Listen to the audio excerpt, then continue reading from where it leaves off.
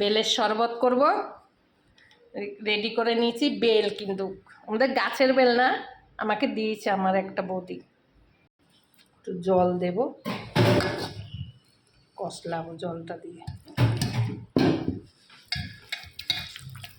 বীজগুলা ফেলবো, পরিষ্কার করে নিই, তারপর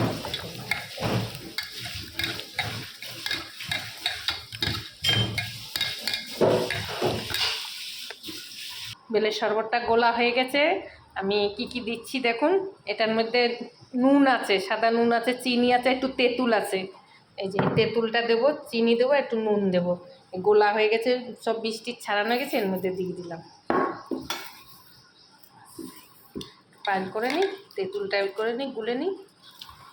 গুড় দিলে ভালো হতো, পেট ঠান্ডা, কিন্তু গুড়টা যেটা দেবো না অতটা ওরা খাবে না, গুড় দিয়ে খেতে চায় না, তাই চিনি দিচ্ছি। গুড় দিলে ভালো হতো। বৌদির কাছে খেতে চেয়েছিলাম, তাই দিয়েছে। কেন, আগে তো আমাদের বাড়িতে গাছ ছিল, এখন আমাদের গাছ নেই।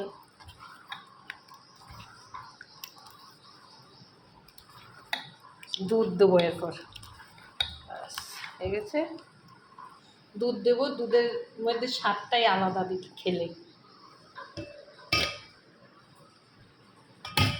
দুধের মধ্যে দিয়ে দেবো, ছেঁকে নিলাম।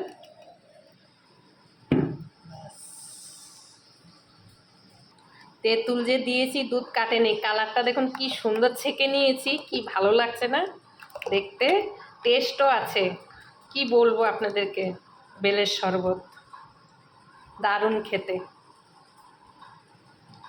বেলের শরবত বানিয়ে এইভাবেই আমি করি, আপনারাও খেয়ে দেখবেন, হেভি টেস্ট লাগে।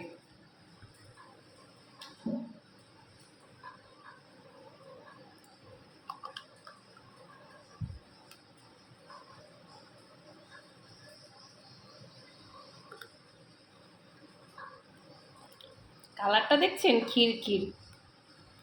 আপনারা তেঁতুল দেবেন, টেস্ট আলাদা লাগে, দুধ দিয়ে তেঁতুল দিয়ে। আমার ঘরে বেলের শরবত হবে মানে এইভাবে করব।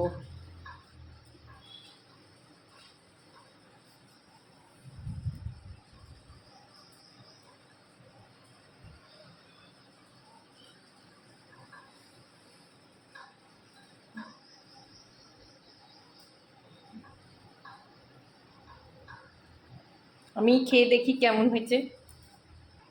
প্লেনও করে খাবেন, এরকমও করে খাবেন, ভালো লাগবে। তো প্রবাসী ভাইরা যে যেখান থেকে আমার ভিডিওগুলো দেখেন, লাইক, কমেন্ট, শেয়ার, সাবস্ক্রাইব করবেন।